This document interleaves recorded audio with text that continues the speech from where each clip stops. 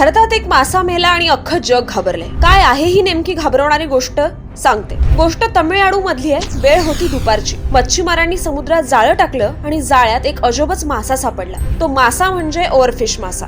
हा मासा पाण्यात सुमारे 500 ते 1000 फूट खोल राहतो। म्हणूनच जेव्हा तो पृष्ठभागावर दिसतो तेव्हा ते खूपच दुर्मिळ असतं आणि तो पाण्यावर दिसतो तेव्हा तो पृथ्वीच्या विनाशाचा संकेत मानला जातो। 2011 मध्ये जपानमध्ये आलेल्या सुनामी आणि भूकंपाच्या आधी हे ओव्हरफिश समुद्रकिनारी मेलेले आढळले होते। तसंच मेक्सिको मध्येही हेच मासे दिसल्यानंतर भूकंप झाला होता। ही सगळी उदाहरणं पाहता हा मासा भारतात दिसणं हे भविष्यातल्या एखाद्या धोक्याची घंटा तर नाही ना, असा प्रश्न पडतो। काहीच दिवसांपूर्वी जगन्नाथ मंदिरावरचा ध्वज गरुडानं उचलून नेला होता तेव्हाही अशाच चर्चा सुरू झाल्या होत्या। कारण निसर्ग जेव्हा इशारा देतो तेव्हा तो दुर्लक्ष करण्यासाठी नसतो तर जाग होण्यासाठी असतो। तुम्हाला पण ही धोक्याची सूचना वाटते का? याबद्दल नक्की कमेंट करा आणि संवाद सेतूला फॉलो करा।